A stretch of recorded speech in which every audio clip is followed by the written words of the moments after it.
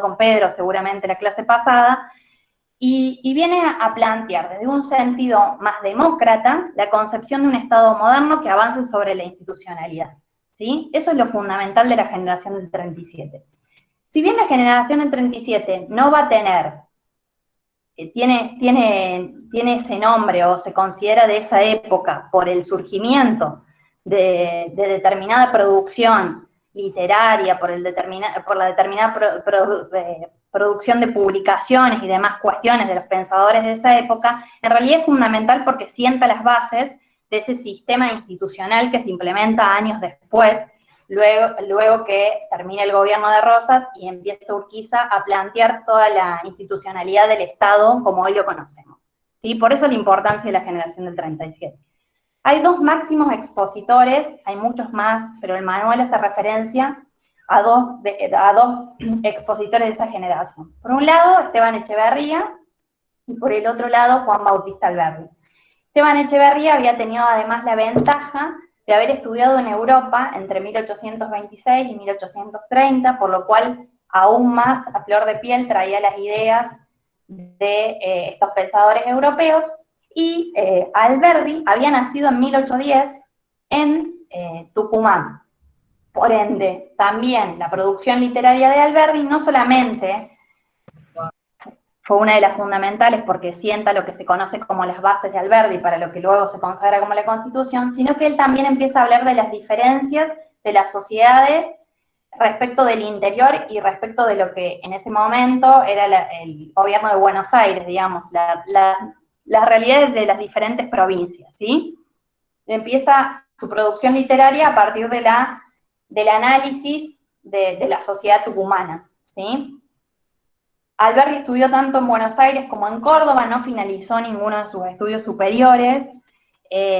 pero sí avanzó en la construcción de mucha producción literaria. Sastre, que era otro pensador de la época, armó lo que se conocía como el Salón Literario, en donde se abocaban diferentes pensadores de la época y se generaban todas estas publicaciones literarias que van a servir de base en un momento posterior de la historia argentina, ¿sí? Esta producción literaria y esta producción de publicaciones va a conllevar obviamente al odio y a la persecución del gobierno rosista, por cuanto es contradictorio o contradice, digamos, cómo se establece su gobierno, digamos, que hasta el momento se conoce o se empieza a florecer como un gobierno autoritario por la suma de los poderes que había tenido y también por la delegación de las relaciones exteriores y una suma de acontecimientos que van a derivar en la intervención de Urquiza, que es lo que vamos a ver posteriormente. Esto conlleva a que efectivamente tras esa persecución estos pensadores de la generación del 37 se tengan que exiliar. Primero lo hace Alberdi en la ciudad de Montevideo, luego lo hace Echeverría, primero lo hace en la ciudad de Colonia y luego lo hace finalmente en la ciudad de Montevideo. Durante la conclusión de todo el gobierno rosista, ellos se tienen que mantener en el exterior por ser ampliamente perseguidos. Lo importante acá es que nos quedemos con la idea de la generación del 37 como la base o como el cimiento de aquellos pensamientos o aquellos hilos de pensamiento que permiten la construcción de la institucionalidad del Estado, ¿sí? Es lo más importante. Por ahí uno lo ve como medio agarrado de los pelos en esa parte del manual, porque está hablando de la delegación de poderes, de la delegación de las relaciones exteriores, de la provincia Rosas y demás, y encaja la generación del 37 ahí como un tema medio aparte y medio en el mismo momento histórico, pero por ahí que no tiene nada que ver con lo que se viene hablando, pero bueno, eso es lo importante que les quede la generación del 37, más allá de algunas otras cuestiones que trae el manual. Como les decía, todas estas cuestiones que se vienen planteando van a derivar en el fin del gobierno de Rosas. Quizás el manual lo plantea como una cuestión unicausal, digamos, la necesidad o el resurgimiento de la figura de Urquiza y cómo a partir de la figura de Urquiza se empiezan a dar determinados acontecimientos que derivan en terminar con el gobierno de Rosas. Efectivamente, como todo acontecimiento histórico, nada es unicausal, se debe a múltiples causas, todas que derivan en construir la figura de Rosas como un gobierno autoritario, y fundamentalmente con la causa de que había incumplido con el Pacto Federal de 1831. Este Pacto Federal, que viene a querer organizar constitucionalmente la nación, había sido pospuesto durante todos estos años, ya casi 20, por el gobierno de Rosas. Por ende, había un determinado desacuerdo con las políticas que se estaban llevando adelante. El primero históricamente reconocido que encabeza la contradicción con el gobierno de Rosas, y para terminarlo, es justo José de Urquiza, que a partir del año 1851 empieza a tener diferentes accionarios o a implementar diferentes políticas que conllevan a esta movilización que termina finalizando con el gobierno de Rosas. Por si no lo saben, justo José de Urquiza era gobernador de Entre Ríos, había sido designado gobernador de Entre Ríos en 1845, y hay dos acontecimientos que marca el manual que a mí me parecen importantes, que hacen a los primeros levantamientos, por decirlo de alguna forma, en contra del gobierno de Rosas. El primero es el 5 de abril de 1851, en donde hay un circular de Urquiza para el resto de los gobernadores que los llama al resto de los gobernadores de las otras provincias a unirse en una campaña que venga a planificar o a implementar esta constitucionalidad nacional o este constitucionalismo nacional que se había pospuesto desde el pacto de 1831, como bien digo, desde el pacto federal. El segundo hecho que marca el detonante para que el gobierno rosista lo considere traidor a Urquiza es que a partir de un decreto, el 1 de mayo de ese mismo año de 1851, a partir de un decreto, Urquiza le va a quitar las relaciones exteriores, el manejo de las relaciones exteriores que habían sido cedidos por todas las provincias a Rosas. Esta actitud la secunda, o sea, la sigue el gobernador de Corrientes, pero no tiene mayor éxito. Es decir, ninguno del resto de los gobernadores, quizás por miedo a las políticas rosistas, quizás por convencimiento, no lo continuaron, más allá del disconformismo que tenían respecto del gobierno de Rosas, no continuaron respecto de esta decisión de tomarle de quitarle ese poder que le habían cedido hacía muy poco tiempo. A partir de eso, Urquiza se da cuenta que por las vías institucionales no iba a tener provecho lo que él planeaba, que era el fin del gobierno de Rosas, entonces empieza a armar una campaña militar, con la inteligencia de aliarse con Brasil y con Montevideo. Empieza primero la campaña militar en el territorio de Montevideo, en donde salen victoriosos, entonces consigue esta alianza que permite derivar en que estos dos ejércitos o estos dos grupos militares acompañen a Urquiza y se establezcan en lo que se conoce como el Campamento de Santos Lugares, y finalmente el 3 de febrero de 1852 se plantea lo que fue la batalla en Monte Caseros, en donde Urquiza vence a Rosas, y Rosas automáticamente, según lo que cuentan los libros de historia, emite su renuncia, ¿sí?, al Congreso de Buenos Aires, por ende, a la legislatura de Buenos Aires. Por ende, esa batalla va a marcar lo que se conoce como el fin del gobierno rosista, ¿sí? A partir de ese momento se dan una serie de acontecimientos, ¿sí?, que van a empezar a confluir en lo que Urquiza estaba pregonando, en lo que estaba buscando, que era esta organización institucional de la nación, de la confederación. Entonces, si recapitulamos, Urquiza va a vencer a Rosas en la batalla de Cepeda del 52, habiendo durante todo el año anterior generado diferentes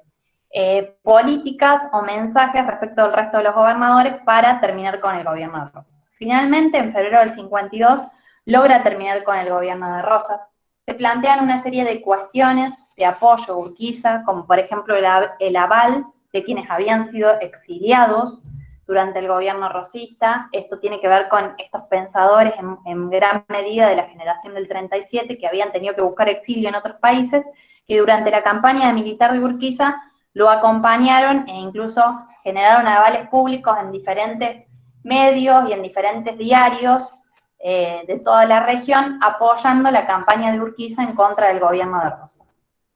Esto va a derivar en algunas cuestiones. Primero,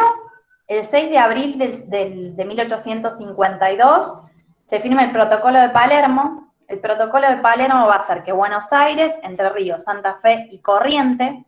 le den el manejo de las relaciones exteriores a Urquiza como un gesto de confianza hacia la campaña que había implementado y hacia la constitución de este nuevo Estado que se planteaba. Y el otro hecho, bueno, eso pasa el 6 de abril del 52, el 8 de abril Urquiza manda un circular a todas las provincias diciendo que se va a reunir un Congreso General Constituyente en San Nicolás de los Arroyos. San Nicolás de los Arroyos finalmente acontece el 31 de mayo de ese mismo año y se firma lo que se conoce popularmente como el Acuerdo de San Nicolás. El Acuerdo de San Nicolás, esto me parece importante que lo vean específicamente como lo dice el manual, dice que tiene como acuerdo, suscribe el acuerdo los puntos más importantes. Esto es algo que usualmente se pregunta porque es a qué conlleva este Acuerdo de San Nicolás.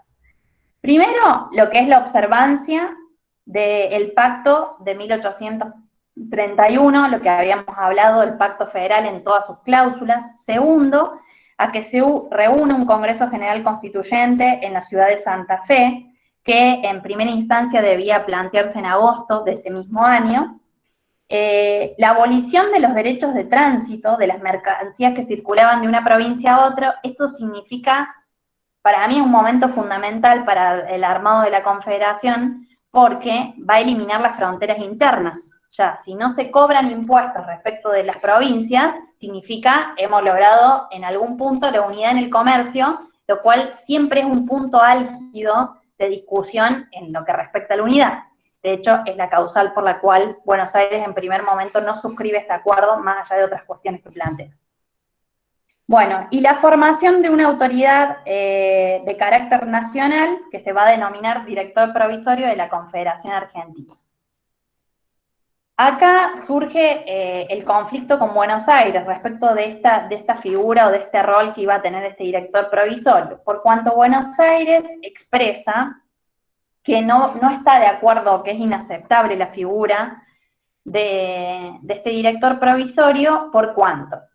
las enumera, incluso el manual, y dice, es inaceptable por muchas razones. Primero, porque legitima más facultades que las que ha tenido ningún otro poder en la Confederación, incluso las de Rosas, que eran una crítica que tenía Urquiza. Dice, ¿cómo puede ser, plantea Buenos Aires, que se le estén dando más facultades a este director provisorio que de las que tenía Rosas, cuando la crítica, efectivamente, que la de Rosas tenía tantas facultades que había generado un gobierno autoritario? Entonces, ¿en qué quedamos? Bueno, porque le da mayores que lo que consideraban como la figura del presidente de la República, lo que se consideraría como figura del presidente de la República, más atribuciones que el Congreso Nacional, porque en definitiva establece una dictadura irresponsable sin contrapeso y sin antecedentes. Esto es lo que publica Bartolomé Mitre como la expresión pública de Buenos Aires, por la cual Buenos Aires es la única provincia que no firme el Acuerdo de San Nicolás. La legislatura de Buenos Aires va a rechazar el Acuerdo de San Nicolás, por lo cual Urquiza va a intervenir en Buenos Aires, pero tras diferentes descuidos y el abandono de Urquiza por parte de la provincia y demás, estas corrientes que más separatistas van a triunfar, y finalmente el 22 de septiembre de ese mismo año, de 1852, Buenos Aires se va a separar de la Confederación. ¿Sí? Entonces, hasta ese momento, lo que vamos a tener es Buenos Aires por un lado, el resto de las provincias formando la Confederación por el otro. ¿Sí? Más allá de eso, Urquiza entiende que hay una necesidad de avanzar sobre la construcción constitucional del país, ¿sí? Más allá de la necesidad y la importancia que tiene Buenos Aires, no solamente por una cuestión simbólica de mensaje de la unidad, Buenos Aires tiene la preponderancia de la existencia del puerto. Esto siempre conlleva un peso específico hasta el día de la fecha de Buenos Aires, porque el mayor cúmulo de relaciones internacionales y por ende la prosperidad comercial que puede brindar un sistema económico están en manos de Buenos Aires. Esto va a conllevar diferentes discusiones desde este momento fundacional hasta la actualidad, incluso cuando hoy uno analiza la ley de coparticipación y los planteos que se hacen ante la Corte Suprema de Justicia y demás de las diferentes provincias y cuánto es lo que aporta cada provincia y cuánto es lo que recibe de la coparticipación, se vienen a plantear las mismas discusiones que son originarias de esta época, ¿sí? Más allá de esto, Urquiza pretende avanzar sobre una constitución nacional y van a tomar diferentes fuentes para armar lo que finalmente termina siendo la Constitución de 1853. Los autores plantean que las fuentes son diversas, ¿sí? Algunos autores plantean que la derivación de la Constitución argentina deviene de un modelo europeo británico, mientras que otros autores, incluso el primero que se animó a decirlo fue Sarmiento, dicen que la derivación de nuestro modelo constitucional es de Estados Unidos. Si bien puede ser que en parte ambos autores tengan razón, porque uno después cuando avanza en la carrera y empieza a estudiar lo que es derecho constitucional, que es una materia que van a tener en primer año, y empiezan a estudiar todo lo que es el origen constitucional, de dónde deviene nuestra constitución, van a ver que efectivamente trae cosas de constituciones de otros lugares del mundo, pero algo que me parece fundamental es que hay dos fuentes que son de tipo nacional. Uno es el modelo de constitución que se había planteado en 1826, y el segundo, que es muy importante, y en esto vuelvo a traer a colación a la generación del 37, es el conocido popularmente como las bases de Alberdi, que en realidad se llaman bases y puntos de partida para la organización política de la República Argentina. Esto viene a plantear bases fundamentales de la organización nacional para el modelo de constitución que tenemos incluso en la actualidad. Este avance sobre la construcción de una constitución nacional de la Confederación va a profundizar el conflicto con Buenos Aires. De hecho, al año siguiente, el 11 de abril de 1854, se va a sancionar, o sea, la legislatura porteña se va a constituir como Congreso General Constituyente y va a sancionar su propia constitución. El primer artículo de esa constitución, según nos lo trae a memoria el manual, dice que Buenos Aires es un estado con libre ejercicio, tanto de soberanía interior como exterior, y no va a delegar esa soberanía, y además expresa cuál es la extensión de su territorio en ese primer artículo. Es mucho más extenso que el actual, incluso incluía parte de lo que hoy conocemos como la Patagonia, ¿sí? Bueno, establece algunos puntos fundamentales, pero en definitiva, en Buenos Aires empieza a darse un conflicto interno que va a derivar, digamos, en dos ramas o en dos grupos de políticos o de pensamientos, que son, por un lado, los autonomistas, que pretenden que Buenos Aires se separe definitivamente de la Confederación y forme su propio Estado, su propia nación, y todo lo que eso conlleva, y por el otro lado estaban quienes se consideraban nacionalistas, que lo que pretenden los nacionalistas en realidad es unirse a la Confederación, pero siempre planteando la supremacía de Buenos Aires. Esto es algo que también se ve que Buenos Aires arrastra de la época, la supremacía de la provincia que manejan. Todo este periodo de conflicto va a durar desde 1853, es decir, desde luego del Acuerdo de San Nicolás en adelante, hasta 1859. Y se generan determinados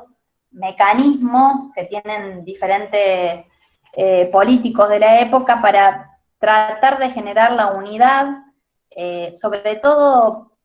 digo, había intereses mutuos de parte de ambos lados de generar la unidad, porque eso atraía muchas ventajas,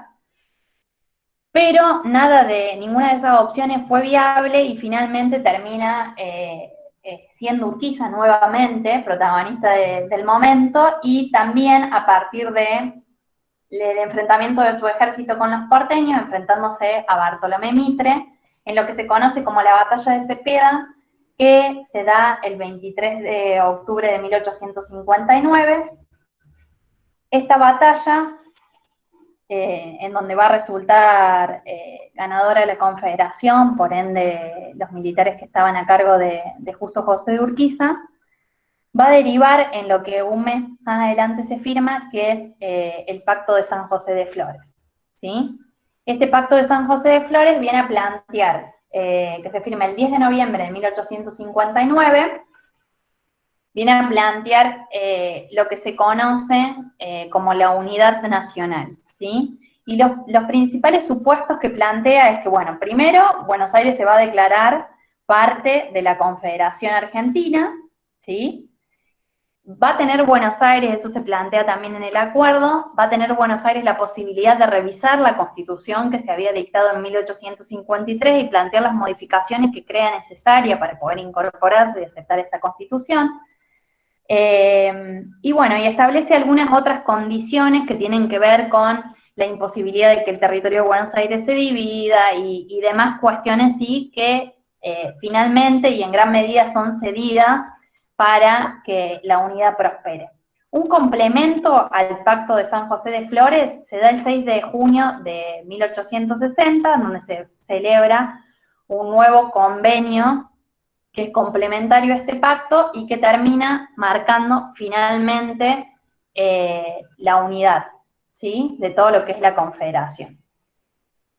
La reforma constitucional se va a dar en posterior, en el año 1860, a partir de las incorporaciones y las modificaciones que quiere hacer Buenos Aires como condición para unirse a la federación. También es importante que vean los puntos, que los enumeran. Yo tengo el manual del año pasado, no sé si siguen siendo los mismos, pero, o sea, no sé si siguen siendo las mismas páginas. En la página 68 del primer tomo van a tener que se enumeran las principales reformas votadas por la Convención Provincial, porque Buenos Aires hace una convención provincial para establecer cuáles son las reformas que deben ser votadas e incorporadas en la Constitución Nacional, ¿sí? Es importante lo que dice, la supresión de la ciudad de Buenos Aires como capital de la Confederación, su reemplazo, la modificación de los regímenes de intervenciones federales, la supresión del requisito de revisión de las constituciones provinciales, eso es fundamental para que Buenos Aires se una, que la Confederación, el gobierno nacional, no tenga posibilidad de revisar las constituciones provinciales. Bueno, el tipo de leyes que puede dictar el Congreso, ¿sí? Dice que Buenos Aires incorpora una cláusula sobre la cual no se puede, el Congreso Nacional o la autoridad nacional no puede intervenir respecto de cláusulas que tengan que ver con la libertad de prensa.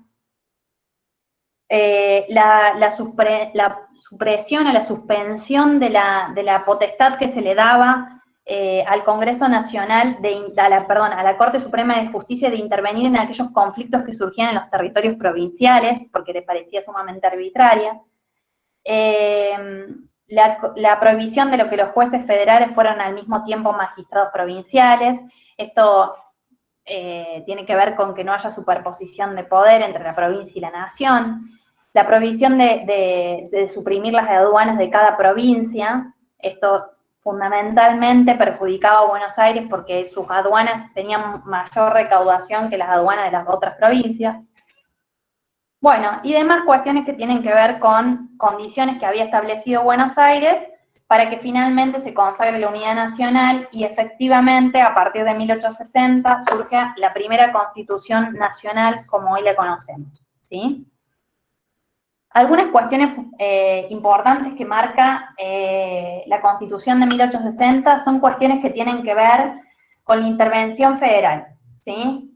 ¿Qué posibilidades tiene el gobierno nacional de intervenir en el territorio de la provincia? Hace una distinción entre lo que es la Constitución o lo que establece la Constitución de 1853 respecto de la Constitución de 1860 y la reforma que se hace de eso. Dice que el artículo de la Constitución de 1853 autorizaba al gobierno federal intervenir en el territorio de las provincias siempre a requerimiento de las legislaturas y de los gobernadores de las provincias o sin ellas, al solo efecto de restablecer el orden público que podía estar perturbada por sedición o para atender la seguridad nacional que haya sido amenazada. Mientras que la reforma del 60 plantea que el gobierno federal puede intervenir en las provincias para garantizar la forma republicana de gobierno y repeler las invasiones exteriores a requerimiento de sus autoridades constituidas. Y bueno, y habla de la sedición y de la invasión de otra provincia. Hay una contradicción ahí por cuanto que continúa hasta el día de hoy, incluso muchos nos preguntamos a qué hace referencia con garantizar la forma republicana de gobierno. Es sumamente arbitrario y plantea la posibilidad del gobierno nacional de intervenir en algunas cuestiones que, bueno, quizás no estén del todo claras. De hecho, hay un relevamiento que trae primero que nada, perdón, sedición se llama al levantamiento de un grupo de personas contra el gobierno con el fin de derrocarlo, ¿sí? Por ahí no es algo que tengamos tan incorporado en el lenguaje cotidiano. Se plantea la discusión respecto de estas cláusulas de la posibilidad de intervención del gobierno nacional respecto de las provincias, por cuanto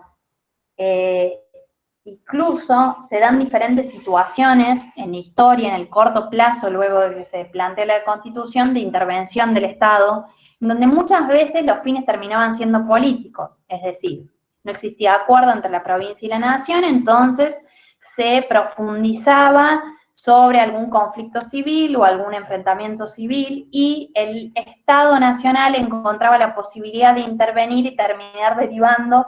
en resultar beneficioso para un gobierno que fuera de consonancia a la nación. De hecho, dice que, el manual lo dice, desde el 12 de octubre de 1862 hasta el 6 de septiembre de 1930, se aplicó ese artículo 6 en 89 oportunidades, 51 veces por decreto y 38 veces por ley del Congreso. Por ende, ahí está como graficado esta cuestión que tiene que ver con la arbitrariedad de la cláusula, de la libre interpretación que queda de la cláusula. Otra cuestión que trae a colación es la figura del estado de sitio. El estado de sitio es una situación de absoluta excepción y también lo establece la Constitución Nacional y se plantea que el estado de sitio se puede dar por dos cuestiones o por dos motivos. Una causal objetiva que está clara, no hay discusión respecto de eso, porque habla de dos casos. El ataque exterior es objetivo, no hay ninguna dificultad en determinar cuándo hay un ataque exterior. Es un ataque que deviene de una nación o de una fuerza que es externa a la Confederación Nacional o a la nación argentina. Pero habla de otra palabra que es la conmoción interna. ¿Qué es la conmoción interior o la conmoción interna? Digamos, no hay claridad y hay una libre interpretación sobre ese concepto que puede derivar en intervención del gobierno nacional en causas en donde no corresponda, sobre todo en aquella época en donde no había tantos mecanismos de claridad que permitan, incluso todavía ni siquiera había voto universal y obligatorio, por ende, digo, se presentaban múltiples cantidades de situaciones que derivaban en eso, digamos, en la arbitrariedad del Estado Nacional. Por eso, la importancia quizás que remarcan los autores del manual del ingreso respecto de estas dos figuras, ¿no? Y creo que puede venir de ahí alguna pregunta. ¿A qué se refiere el estado de sitio? ¿Cuáles son las causales? No mucho más porque recuerden que son preguntas objetivas, entonces no creo que deriven mucho más que eso. Pero para que lo tengan en cuenta y tengan bien claros esos conceptos que hablan sobre ataque exterior como causal objetiva y sobre conmoción interior como una causal que no está clara la interpretación o en qué caso se puede dar, ¿sí? Bien. Cierra este momento histórico y a partir de la incorporación de la Constitución se empiezan a dar lo que son las presidencias constitucionales, iniciadas por Urquiza. Ahí Nahuel nos hizo una línea histórica que está muy buena, que por ahí cada uno puede hacer la suya y puede ir incorporando por ahí los datos que les son más difíciles de memorizar o los que creen ustedes más más importantes, pero lo importante es que la hagan ustedes, con los datos que ustedes creen, porque también el hecho de hacerla les ayuda por ahí a memorizar. Ahora empiezan en una parte lo que se conoce como bases de la modernización, que son las grandes presidencias que se dan entre el siglo XIX y principios del siglo XX. Grandes presidencias, bueno, hay que evaluar, capaz que un concepto que no compartimos en todas las presidencias, pero bueno, el manual aclara que es arbitrario en cuanto a qué presidencias decidió incorporar y profundizar en el estudio. Claramente, si ustedes van al manual, van a ver que hay algunas presidencias, quizás, no sé, como la de Avellaneda, que incorpora algunas cosas que a mí me parecen interesantes, luego también a partir de la ley de nacionalizar la educación universitaria, algunas cuestiones que me parecen importantes que no, bueno, las medias que están al pasar, y hay otras presidencias, incluso hay una cuestión de vida personal de Sarmiento que aclara, digamos, hasta dónde nació y cómo se llamaban los padres. Entonces, bueno, de todas formas el manual aclara que arbitrariamente y por un entendimiento de cuáles fueran los hechos más importantes que hacen a la historia argentina, ponen esas presidencias y no otras, ¿sí? Otra cosa que es importante, ustedes tienen, que por eso también me parece que está buena una línea histórica, yo cuando hice el ingreso eran 3 tomos en vez de 2. Uno de los tomos traía toda la cuestión de la historia universitaria, ¿sí? Ahora, por lo que veo, desde el año pasado que vi, me parece que hace un par de años, se incorpora todo lo que es historia universitaria en el tomo de historia argentina, entonces va mimetizando los temas y los va incorporando como en el momento histórico, en donde se da determinada modificación de la educación superior, lo incorpora en el mismo libro de historia argentina. Por ahí ordena en una cuestión cronológica, por ahí no sirve tanto para profundizar algunos temas que por ahí son importantes y que les van a servir después para entender cómo es la configuración del gobierno universitario y todas esas otras cosas que les pueden tomar, pero bueno, es una nueva metodología, con lo cual aún más está bueno hacerse una línea histórica para saber en qué momentos hay acontecimientos que tienen que ver con la vida universitaria que plantean una modificación y está bueno incorporarlas ahí en la línea histórica para que lo tengan todos presentes, ¿sí? Bueno, va a empezar hablando el manual sobre la presidencia de Justo José de Urquiza como presidente de la Confederación. El 5 de marzo de 1854 está acompañado por Salvador María del Carril, presta juramento como presidente de la Confederación, y lo hace en el Congreso de Paraná, porque recordemos que en ese momento Buenos Aires se había separado de la Confederación, o nunca se había unido en realidad a la Confederación. Entonces Paraná, hasta 1861, es la capital de la Confederación. El principal objetivo de la presidencia de Urquiza, como ya lo venimos viendo, es generar la estructura institucional de la nación, ¿sí? Entonces él va a plantear todas las herramientas que sean propicias para dejar más o menos durante su gobernación constituido el Estado Nacional como lo conocemos hoy. Gran parte de su gobierno también tuvo que ver con lograr la unidad de la Confederación, es por eso que el 1 de abril de 1859 el Congreso de Paraná le autoriza a Urquiza a lograr la unidad de la Confederación a cualquier precio, con lo cual lo que se está diciendo es que intervengan militarmente en Buenos Aires para poder lograr esa unidad que requerían. Hay algunos acontecimientos más importantes en el gobierno de Urquiza que hacen también al mundo del derecho, por ejemplo, que conforma la primer Corte Suprema de Justicia, ¿sí? Que no va a funcionar hasta recién 1860, perdón, pero bueno, empieza a sentar como estas bases institucionales de lo que conocemos hoy como Estado, como les decía. Otra cuestión importante que hace mención el libro y lo mete acá en el medio, yo me voy siguiendo con el manual así no los pierdo ustedes y no me pierdo yo, es nacionalizar los estudios universitarios, ¿sí? Que es otro acontecimiento muy importante, y se inician por la Universidad de Córdoba y por el Colegio Montserrat, ¿sí? Es una época que política y económicamente es muy compleja, pero que en esta complejidad de este momento, sobre todo el gobierno rosista, la educación había intentado resistir toda esta época, y finalmente en marzo de 1854, el gobierno de Córdoba conviene con el gobierno nacional finalmente nacionalizar estas instituciones o pasar estas instituciones a la órbita nacional. Lo primero que tiene que ver con pasarlo a la órbita nacional tiene que ver con de dónde vienen los recursos para sostener esa institución. Recordemos que la Universidad de Córdoba y el Colegio Montserrat, como el primer colegio preuniversitario que se plantea, no tenían el caudal de alumnos que tienen hoy en día, digamos, no se hacían cargo de todos los gastos de parte del gobierno como lo hacen hoy, pero sí es importante tener en cuenta que efectivamente, bueno, se alivia un gran peso para lo que es la provincia de Córdoba y pasa a cumplir con todo lo que serían los recursos para la educación superior el gobierno nacional, ¿sí?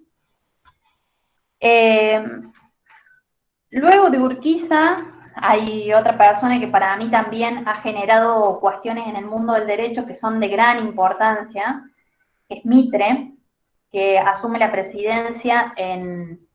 1862, en octubre de 1862. Hay dos cuestiones importantes durante el gobierno de Mitre. Tiene dos cuestiones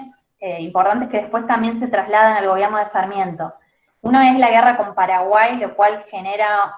múltiples conflictos porque fue un enfrentamiento armado durante muchos años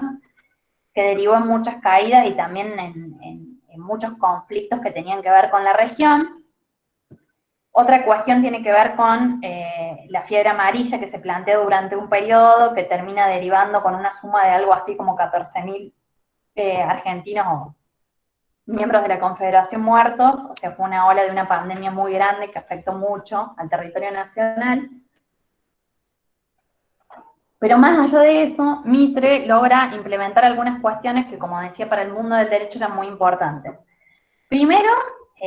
concluyó la tarea que había iniciado Urquiza respecto de la Corte Suprema de Justicia, ya que logró conformarla con 5 jueces y un procurador general. Ahí es cuando empieza el funcionamiento real de la Corte Suprema de Justicia. Y otra cuestión que es de suma importancia, y ya lo van a ver cuando empiecen a avanzar un poco más en la carrera, nosotros tenemos un plan de estudio que es netamente civilista. Es decir, gran parte de las materias que van a estudiar, desde primer año hasta sexto año, se basan en lo que es el Código Civil, hoy Código Civil y Comercial, a partir de la última reforma que se planteó. Pero el alma madre del código, tanto civil como comercial, que antes se encontraban separadas, surge en este momento, ¿sí? Durante la presidencia de Mitre, porque Mitre le encomienda a Vélez Sarsfield, que ya lo van a conocer y lo van a sentir muchas veces durante la carrera, que redacte el Código Civil y luego el Código Comercial, que son dos cuestiones fundamentales en las que se basa el sistema normativo argentino. Ya van, es algo que es impresionante, y sobre todo en planes de estudios como el de la Universidad Nacional de Córdoba, cómo nuestro derecho se basa en cuestiones civilistas. Todo nuestro entramado jurídico de gran importancia tiene que ver con una cuestión ideológica, claramente también, ¿no? Pero es sobre derecho civil, entonces por ahí, digo, es un momento muy fundamental porque es donde se empieza a marcar la importancia de la figura de Vélez Sarsfield en el mundo del derecho. Después Vélez Sarsfield va a tener otro tipo de responsabilidades, incluso como ministro de Interior, o lo que implicaba ese cargo en ese momento y demás. Pero bueno, en ese momento es muy importante para el estudio del derecho la consagración después de un arduo laburo o de trabajo del Código Civil y luego lo que fue el Código Comercial. Después de Mitre, lo que hace mención el libro, sobre todo pone mucho hincapié, y de hecho debe haber varias preguntas, por eso es como bien importante, porque la mayoría de los autores sobre todo ideológicamente desde un lugar, habla sobre Sarmiento. Primero, habla sobre Sarmiento como su rol de periodista, de maestro, de político progresista, lo marca el libro, yo no sé si coincido tanto, aunque sí creo que fue alguien que implementó muchas modificaciones. Sobre todo, para mí hay un hecho que es fundamental en Sarmiento, que es la constitución del primer censo, y con la realización del primer censo, el conocimiento de cuántos ciudadanos analfabetos había en el territorio nacional. Eso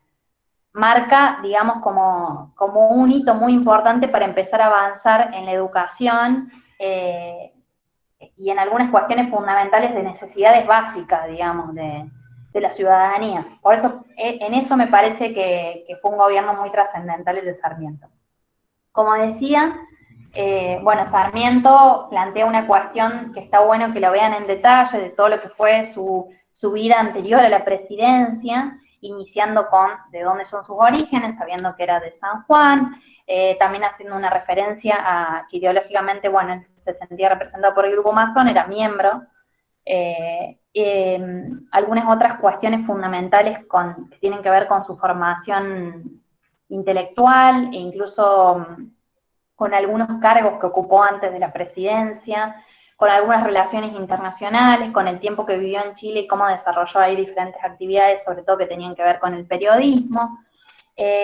con la fuerte influencia que tiene sobre el sistema de Estados Unidos. De hecho, vivió un tiempo allá y estudió mucho lo que es el sistema educativo de Estados Unidos, que incluso,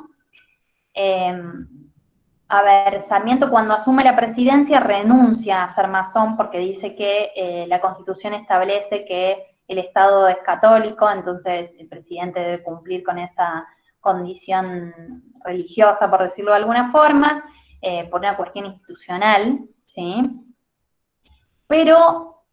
en algunas decisiones que toma Sarmiento respecto a la educación y a la incorporación de diferentes academias y diferentes instituciones, se reconoce como una persona que se separa, ¿sí?, de la forma quizás más ortodoxa que se venía planteando la educación, que tenía base jesuita, que tenía base más ideológica, incluso en las carreras que se habían planteado en las diferentes universidades, sobre todo la de Córdoba. Recordemos de dónde deriva el origen de nuestra universidad, y tenía que ver con el estudio de la teología, con el estudio que siempre derivaba en el comportamiento del hombre a ciencias sociales. Las ciencias exactas, la matemática, la física, la medicina, no eran carreras que se estudiaban, e incluso eran carreras que se tocaban muy de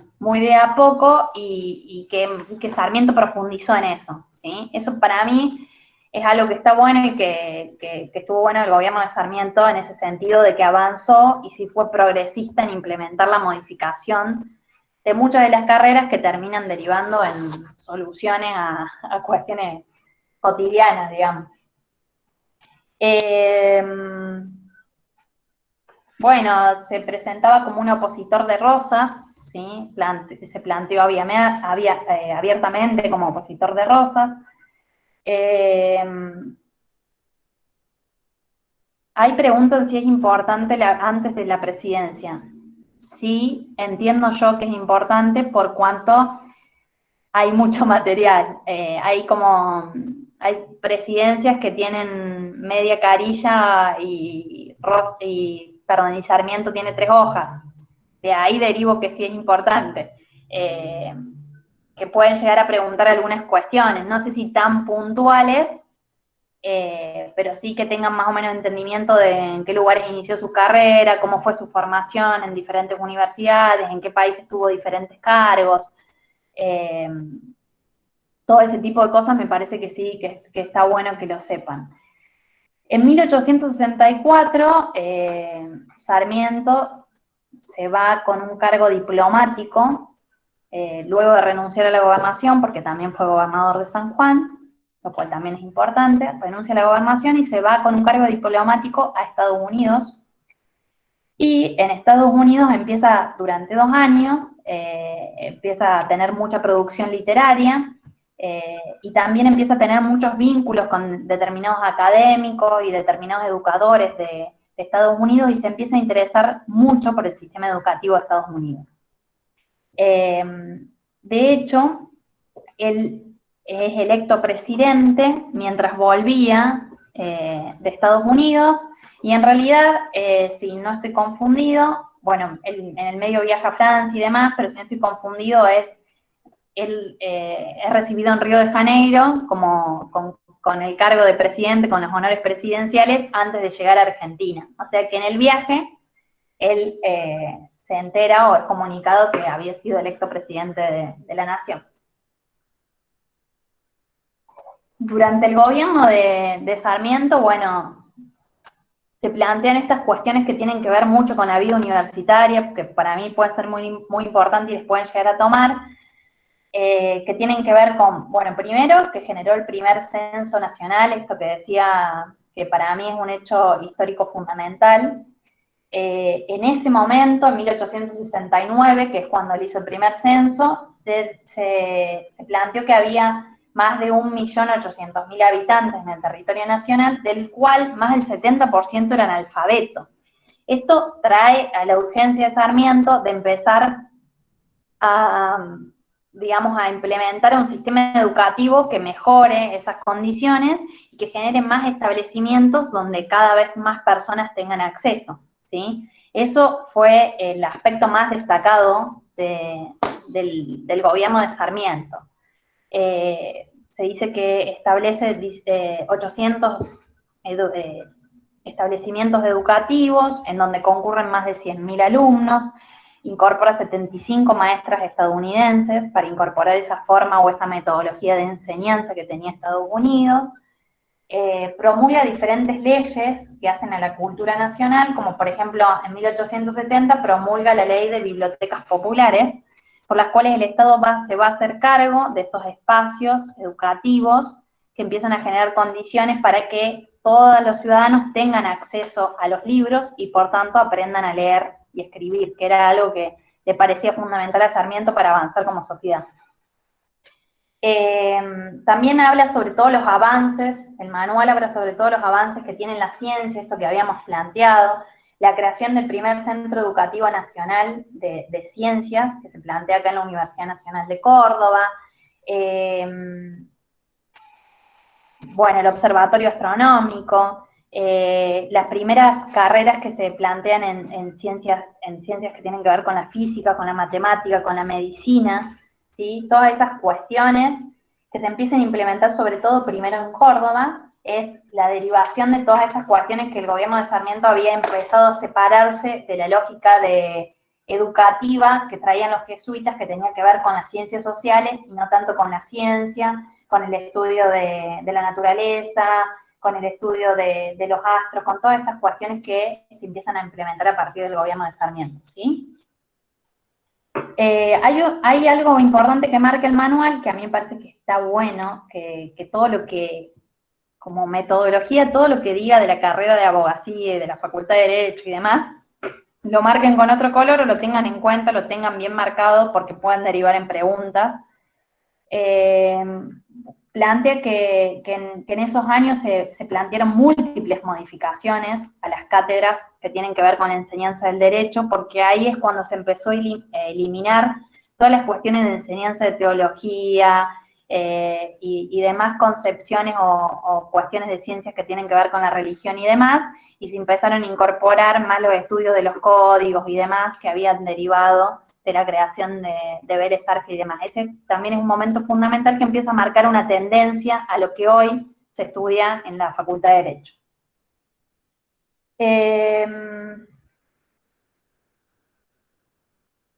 ¿Qué más?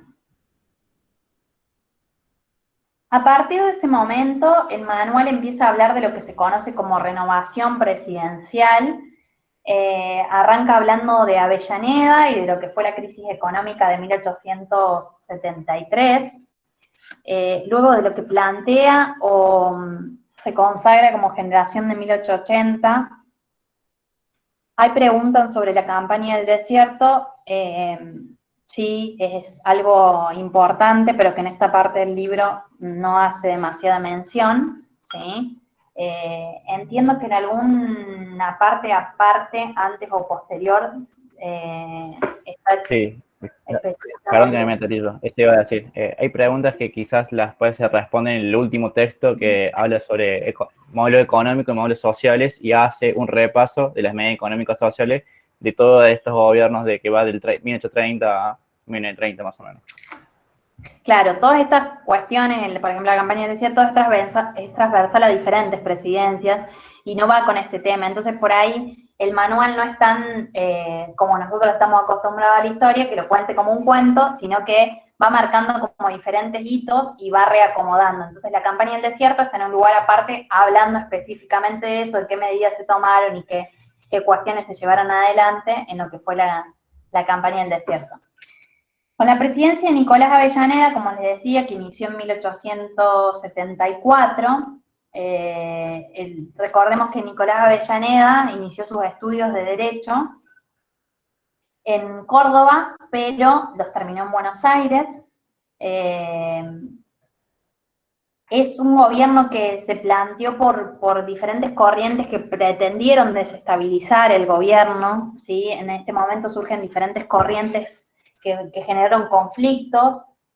a la ya existente crisis económica que se había dado en mayo del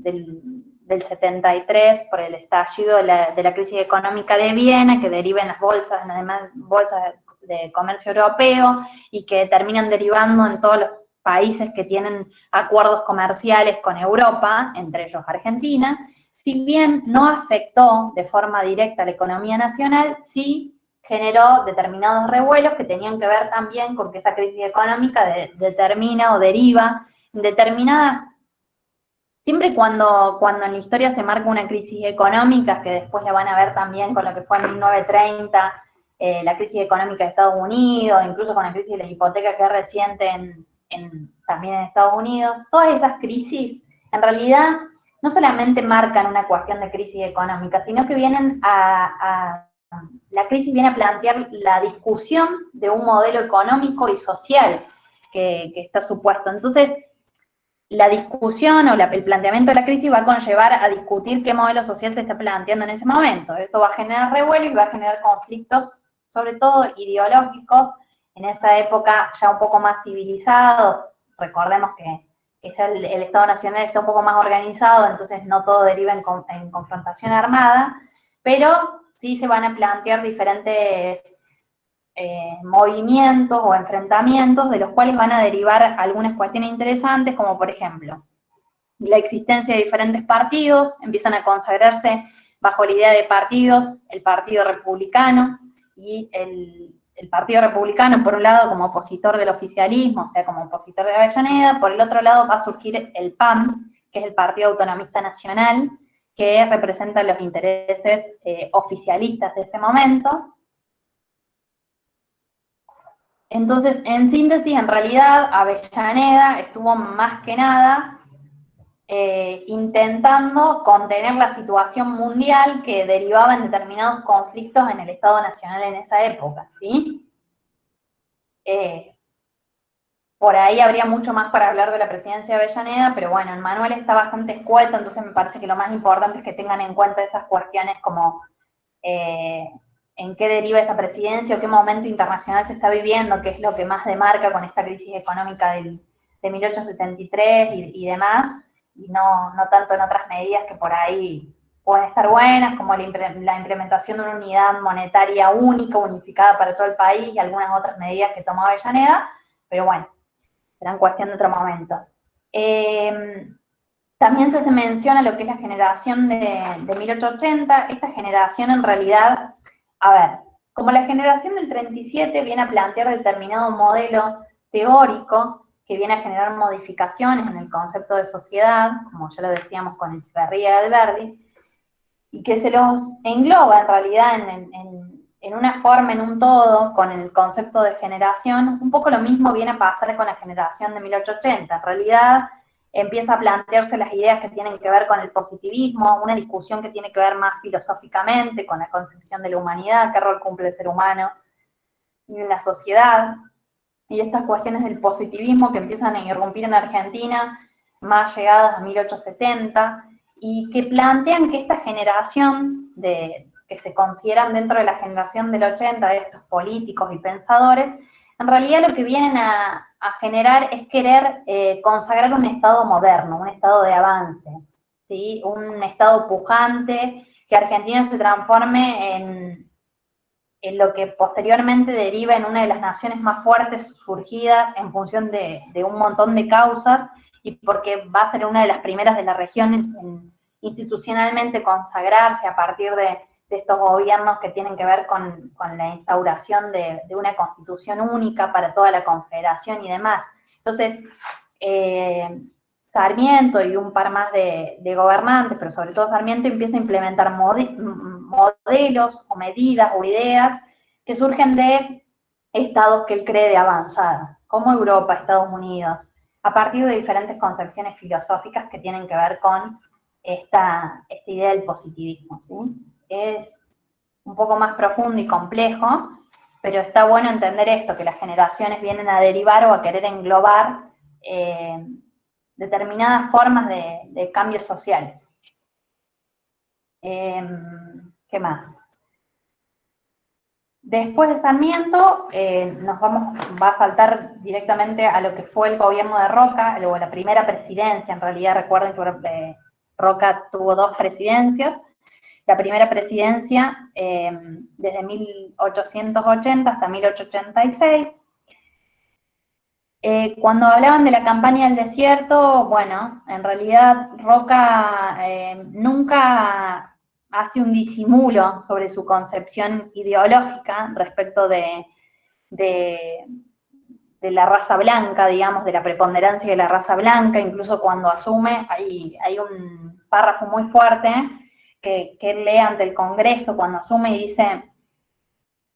han desaparecido los indios bravíos, luego de lo que implica la campaña del desierto, ¿no? Como un logro. Han desaparecido los indios bravíos, sin peligro alguno de que puedan volver, de los vastos escenarios de la Pampa y de la Patagonia, para dar lugar, hoy en adelante, a otras luchas más útiles, provechosas a la civilización. Bueno, claramente esto va a marcar en gran medida lo que es el gobierno de Roca, digamos. Él cree que hay una preponderancia de la raza blanca por sobre la otra raza, entonces su construcción y sus medidas van a ir planteadas en ese esquema, ¿sí? Su lema de paz y administración va a tener que ver con eso, con conservar el orden, con mantener todo en su lugar.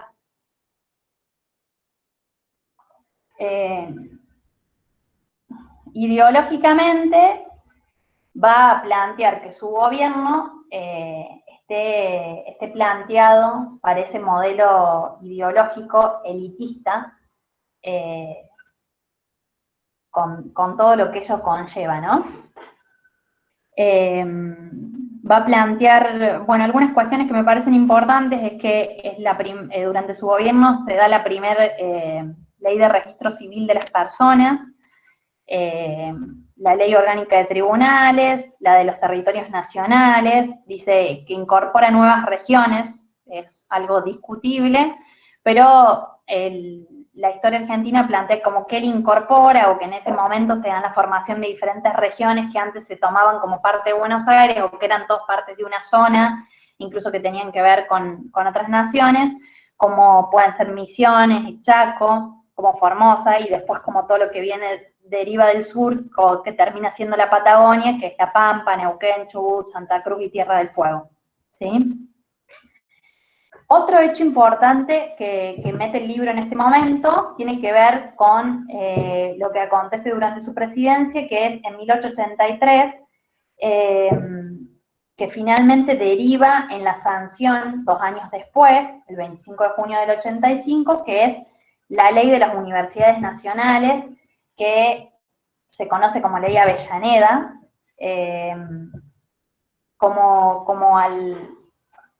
digamos, cuando se nacionaliza la educación, se lo determina rector a Avellaneda, y es quien inicia las negociaciones por esta ley nacional de educación, y que deriva en determinados conflictos. Digo, había un conflicto de intereses porque el Estado Nacional con sus representantes planteaba que no debía existir autonomía, porque como económicamente el sustento de la Universidad Nacional lo iba a plantear el Estado Nacional, digamos, también creían que debía desaparecer esa autonomía tan preponderada por las altas casas de estudio. Entonces ahí se empieza a plantear una discusión porque Avellaneda cree que efectivamente es muy necesaria la autonomía universitaria, sobre todo en la construcción de las currículas, ¿sí? En lo que deriva en la construcción de los planes de estudios y otras cuestiones. Lo importante de esta ley es que empieza a consagrar algunas cuestiones institucionales de la universidad, ¿sí? Que tienen que ver la organización universitaria, la estructura de gobierno, la estructura administrativa, va a plantear la figura de la necesidad de un rector que sea elegido cada 4 años, la necesidad de que exista una asamblea en la cual se elijan las autoridades universitarias y demás cuestiones que hacen a la institucionalidad de las universidades que existen hasta donde las conocemos hoy. Más adelante van a haber algunas cuestiones fundamentales que tienen que ver con la reforma universitaria, sobre todo lo que derivó en 1918, que tiene que ver con la incorporación a ese gobierno universitario de la voz de los estudiantes y algunas otras condiciones que se planteaban en ese momento. Recordemos siempre que las casas de altos estudios eran lugares de élite, digamos, no había masividad ni tampoco había fácil acceso. Entonces las condiciones de acceso también debían ser planteadas de forma concreta y no cualquier ciudadano tenía la venia para acceder a la universidad, por más nacional que sea, porque eso no lo determinaba como gratuita. Recién la gratuidad se va a dar bajo el gobierno de Perón. Definitivamente, por eso hoy podemos ir de forma gratuita y libre a la universidad. Luego de lo que plantea la ley de Avellaneda, que por ahí está bueno que la lean, porque es la primera ley que consagra esta institución universitaria, habla sobre la existencia de un cordobés en el Ejecutivo Nacional, que es Miguel Juárez Selman. En realidad no habla mucho más de su concepción más moderna, de tratar de cambiar la impronta de la capital, de Buenos Aires, de tratar de implementar algunas cuestiones que tienen que ver con el alumbrado a gas, con el sistema de aguas corrientes, digamos, de generarle como una visión más cosmopolita a las ciudades que terminan siendo escenario, digamos, en ese momento de la historia.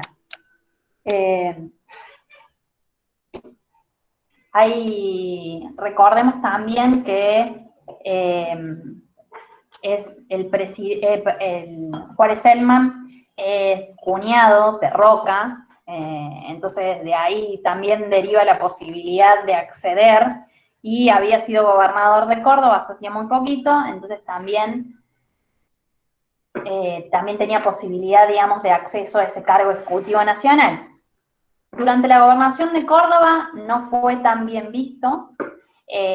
por su concepción más moderna del Estado, por esta cuestión de querer cambiar algunas estructuras y algunas identidades, incluso edilicias.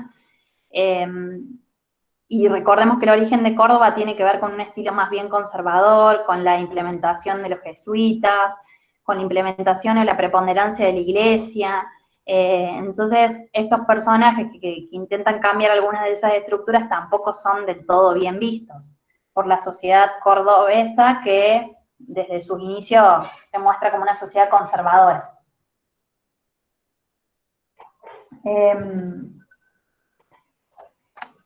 Bueno, y este momento me parece que luego de estas presidencias que empiezan a plantear la modernización del Estado, empiezan a surgir algunas cuestiones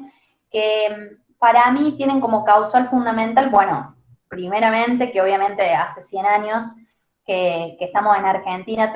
tratando de consagrar diferentes movimientos que hacían a la independencia y que generaban diferentes cuestiones, pero además tengamos en cuenta que hay una cuestión que es fundamental para la modificación de la estructura de la política, como la entendemos, que es las migraciones, digamos, la cantidad de europeos que empiezan a habitar el suelo nacional, y con eso, cuando emigran las personas, emigran las ideas, y se empiezan a incorporar algunas cuestiones que tienen que ver con la representación de otro tipo de derechos. En Europa, en 1914, como saben, se da la Primera Guerra Mundial, y a partir de esta guerra y a partir de diferentes acontecimientos, muchas de las sociedades europeas, sobre todo italianas y españoles, eligen Argentina, sobre todo Buenos Aires, para empezar a desarrollar su vida. Con esto empiezan a derivar otra impronta u otros actores en la sociedad. Se empieza a conformar lo que luego deriva o se consagra a partir de diferentes derechos años más tarde, como la clase media o la clase trabajadora, que es muy amplia en nuestra sociedad y que quizás tenga en gran medida que ver con esta cuestión de la inmigración europea. Como lo decía, se empiezan, cuando emigran las personas, emigran las ideas y se empiezan a implementar o a discutir algunas cuestiones que tienen que ver con la conformación de otros partidos que tengan índole más popular. Con esto me refiero a que, si bien nosotros entendemos como revolucionarios a un montón de figuras que venimos nombrando, nunca debemos olvidar que estas personas, que han sido importantes claramente para la historia del Estado como lo conocemos hoy, pertenecen a determinadas clases sociales, tienen acceso a tener voz, a tener voto, a tener formación académica, a poder viajar, a pertenecer como funcionarios del Estado, por devenir de determinadas familias y de determinada posición social. La mayoría de los sujetos que fuimos nombrando devienen de esa realidad socioeconómica. Entonces, a partir de este momento, a partir de 1890, y a partir de lo que se conocen como diferentes revoluciones radicales, empieza a surgir lo que se conoce como un partido popular, es decir, representante de las clases medias, de la clase trabajadora, que es el Partido Radical, que en una primera instancia, en 1889, se considera como Unión Cívica de la Juventud, ¿sí? Y que en 1890 se va a transformar en lo que se conoce como Unión Cívica Radical, ¿sí? Es un avance muy importante porque, como digo, se estructura un partido político que representa a los sectores populares, ¿sí? Está conformado por la clase media propiamente dicha. Eso es como el hecho o el hito histórico que marca la diferencia en la construcción de la política en nuestro país. Después hay algunas cuestiones que tienen que ver con lo que se conocen como revoluciones radicales, que, bueno, diferentes fuentes históricas las plantean de otra forma, pero que se dan en tres circunstancias: en 1890, en 1893 y en 1905. El primero, que tuvo que ver con lo que se conoció como Revolución del Parque, que en donde Leandro N. y Hipólito Yrigoyen formaban parte de eso. Si bien fueron fuertemente socavadas por el Estado Nacional o por las autoridades de la época, empieza a resurgir en diferentes provincias los comités de formación de este partido y de otros partidos que derivan con una base quizás más marxista y que finalmente en 1896, por ejemplo en Argentina, se constituye el primer Partido Socialista Argentino. Entonces, se empiezan a construir determinados entendimientos o cuestiones que tienen que ver con popularizar, digamos, de alguna forma, los partidos políticos, ¿sí? Bueno, habla de algunos acontecimientos que quizás está bueno que lo lean, más que tienen que ver con hechos puntuales de enfrentamientos y de levantamientos de este partido y de otros partidos. Por ahí está bueno que lo profundicen. Y después habla de otro hecho fundamental en la historia argentina, que tiene que ver con la ley Sáenz Peña, que Roque Sáenz Peña asume la presidencia de la Nación el 12 de octubre de 1910, y plantea, a partir de la iniciativa de la ley 8871, que se conoce como ley Sáenz Peña, el 13 de febrero de 1912, la obligatoriedad del voto. Esto es un hecho fundamental, por cuanto desde ese momento empiezan a establecerse, sin participación de la mujer, esto lo vamos a lograr un poquito más adelante, la posibilidad de que el voto sea universal, tenga carácter secreto y sea individual, ¿sí? Incorpora otras cosas, como por ejemplo el sistema de lista incompleta, por lo cual la mayoría que lograba 2/3 de los cargos asumía determinadas autoridades, la minoría, el tercio restante, y las innovaciones destinadas a mejorar el engranaje electoral, bueno, empiezan a generar como este cambio fundamental en el régimen político argentino. Tengamos en cuenta que antes no existía ni el voto secreto, ni obligatorio, ni universal. Entonces, quedaba en manos de muy poco la decisión de quienes nos gobernaban. A partir de esta ley, se empieza a implementar de a poco el engranaje de todo lo que conlleva en el sistema electoral actual.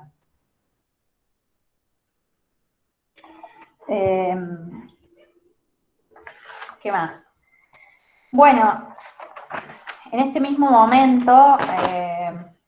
como lo decía, a partir del surgimiento de los partidos radicales y de la incorporación de diferentes trabajadores de diferentes lugares del mundo, sobre todo europeos, españoles e italianos, recordemos sobre todo que los italianos ya tenían una organización de derechos laborales bastante encauzada, empiezan a surgir lo que son las luchas de los trabajadores, tanto urbanas como rurales, ¿sí? Pensemos que hay un crecimiento desmesurado de la población, que tiene que ver con estas cuestiones de implementar determinadas políticas de modernización y sobre todo con los inmigrantes europeos que llegaban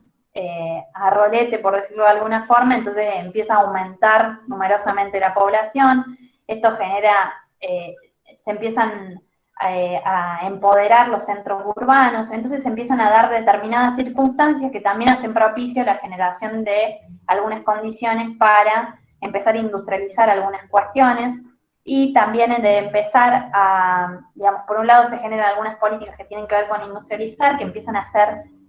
muy poquitas y aisladas, sobre todo en Buenos Aires,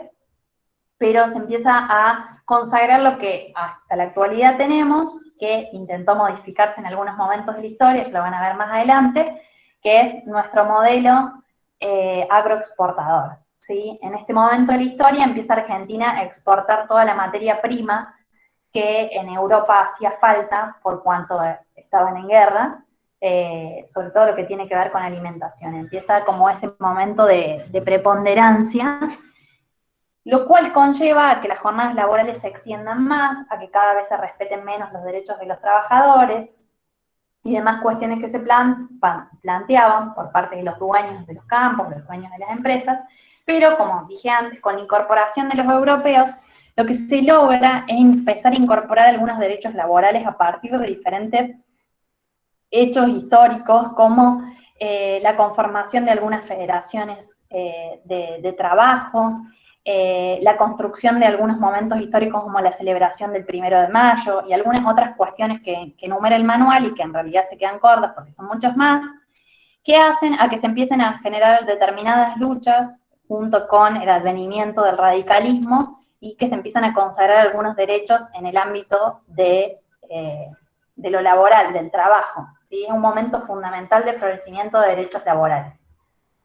La consagración de la figura de los gremios, en realidad el surgimiento de los gremios, que deriva de gremios devenidos de Europa, ¿sí? por estos inmigrantes que se incorporan al sistema laboral argentino, y que luego se van a consagrar profundamente durante los gobiernos de Perón, eso lo van a ver más adelante. Y finalmente, lo que plantea, o esta etapa, lo que viene a plantear son los gobiernos radicales. Finalmente llegan al gobierno dos figuras que son fundamentales, que son Irigoyen y Alvear.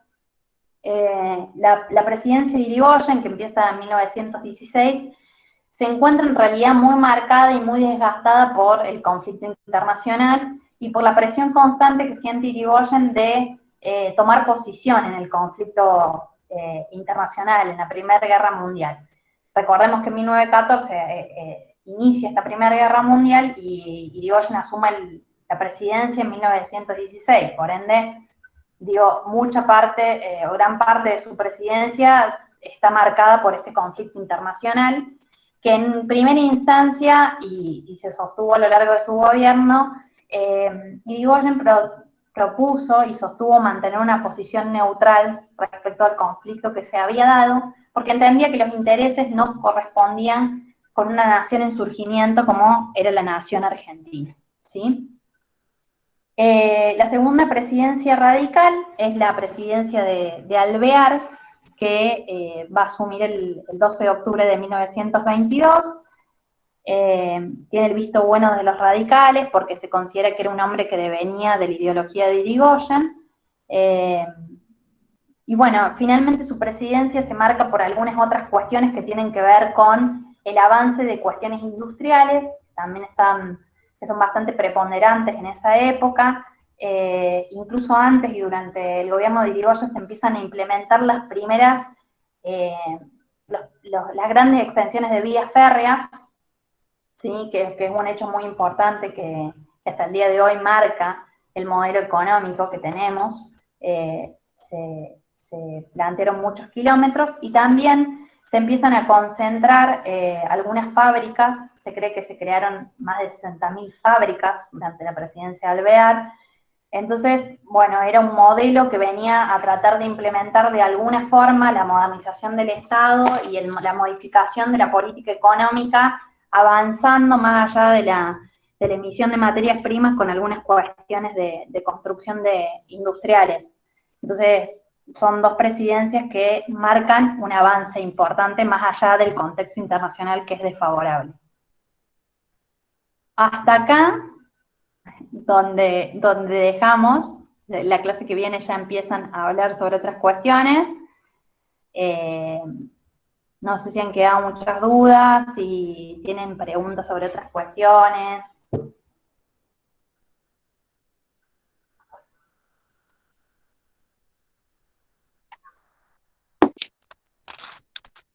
Dame un segundo, Brillito, que yo había marcado un par de preguntas.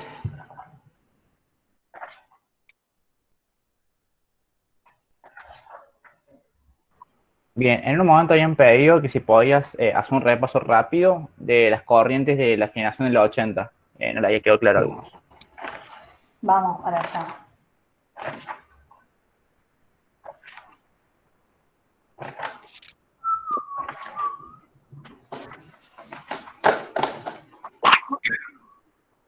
Bueno, en realidad, la generación de los 80, lo importante es que les quede en claro que es un grupo de políticos, gobernantes, que tienen que ver con la implementación en el territorio nacional de las ideas del positivismo. En realidad el manual, que está bueno que lo lean y que lo traten de razonar y que hagan sus apuntes, incluso que si no se entiende de ahí, porque está un poco enredado, busquen algunas concepciones que tienen que ver con la implementación del positivismo, pero hace referencia más que nada a lo que son los actores de corte europeo que vienen a plantear las cuestiones del positivismo, la idea filosófica del positivismo, ¿sí? Cómo se viene a plantear de esa forma. Y la generación del 80 viene un poco a incorporar esa forma de pensamiento a partir del positivismo en las políticas que se toman adelante. De hecho, dice, los dirigentes de esta generación buscan crear una imagen de la Argentina que sea próspera, feliz, poseedora de incalculables riquezas, segura de sí misma, encarrilada en vías de progreso, pacificadora, abierta, generosa para todos los hombres del mundo que quieran habitarla, libre de ataduras. Bueno, es como que viene a implementar una nueva idea del Estado desde el lugar de la modernización, a partir de la incorporación de esta idea más filosófica del positivismo. De hecho, el manual nombra a quienes considera como expositores de esta generación, enarbolando sobre todo a Sarmiento. Por ahí está bueno que, no sé, si para mí está un poco acotado porque trata de hacer como una implementación, una explicación filosófica del positivismo, y dice que esa generación se basa en esa idea filosófica del positivismo. Para mí la generación del 80 empieza a ser un poco más amplia ideológicamente, pero bueno, en definitiva lo relacionan con la idea filosófica del positivismo porque viene a incorporar esta idea moderna del Estado como un Estado pujante, y en eso es como el gobierno más reconocido, más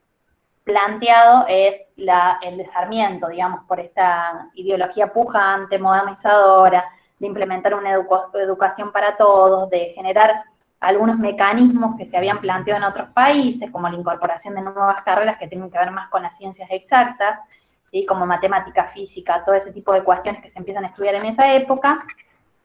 y también con cuestiones de políticas públicas que tienen que ver con el conocimiento de cuántos habitantes hay, cuántos son analfabetos, qué medidas se pueden implementar para eso, emigrar un montón de ideas que tienen que ver con educación, como lo planteaba Estados Unidos, incluso con investigadores que tienen que ver con las ciencias exactas, de un grupo de investigadores o científicos alemanes para que se instalen en la provincia de Córdoba para desarrollar esas carreras. Con eso tiene que ver con la generación del 80, desde una concepción filosófica basada en el positivismo, generar la construcción de un Estado moderno. A eso hace referencia el manual. Si lo quieren profundizar, está bueno que lo busquen por otro lado y lo lean para tener como un entendimiento más acabado de por qué relaciona el positivismo con la generación del 80.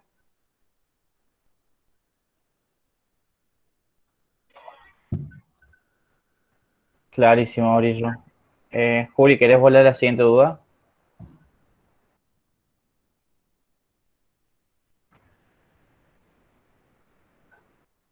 Bueno,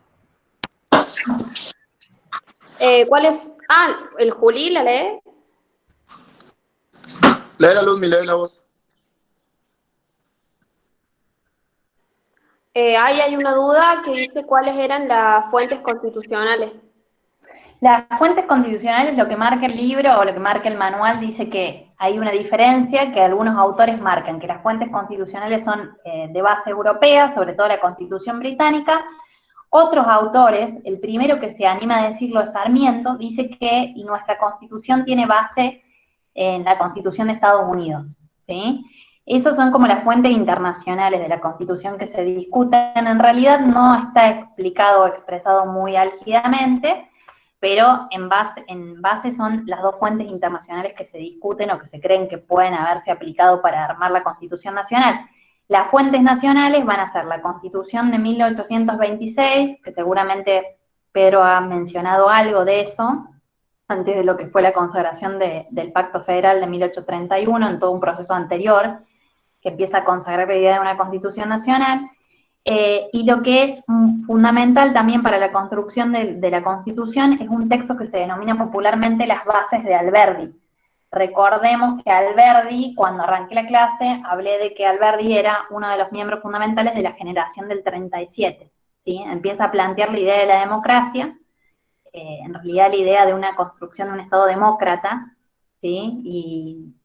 bueno, y esa idea empieza a generar construcción literaria y muchas publicaciones sobre cómo debería configurarse un Estado nacional. No olviden nunca, no sé si han tenido la posibilidad y depende mucho el colegio que vayan y la especialización que hayan tenido, que la Constitución en definitiva tiene dos partes, sobre todo la parte más fundamental, o para mí, o sea, una parte que consagra derechos, principios, y otra parte que tiene que ver con toda la construcción del Estado, cómo está organizado el Estado, o sea, todo, cómo está configurado el Congreso de la Nación, cómo es la elección de los jueces, cuáles son las facultades y las obligaciones que tiene el presidente de la Nación. Todas esas cuestiones derivan de la Constitución. Entonces, lo que Alberti plantea no tiene que ver tanto con la parte de la Declaración de Derechos, sino con la conformación del Estado Nacional a partir de los diferentes organismos que deberían institucionalizar un Estado. Eso es lo que plantea más Alberdi en las bases. Bueno, Vir, 1.000.000 de gracias por la tremenda clase que acaba de dar, casi 1 hora y 40 hablando sola. Sola, y más de 100 años de historia resumido en muy poco tiempo. Así que te agradecemos muchos por compartir tu conocimiento y bueno, a los chicos les decimos que estamos disponibles las 24 horas para que nos hagan consultas. Ahora ya se nos ha hecho muy larga la clase y creo que no ha dejado temas sin tocarla bien en una clase magistral, en serio. Así que estamos en contacto con cualquier cosa. No sé bueno, muchas gracias por la invitación y espero que nada, estén tranquilos y estudien tranquilos y les va a ir a todos bien, pero bueno, esa es la idea, que se sienten a estudiar y me parece que los chicos los están acompañando bien en este proceso, así que muchas gracias.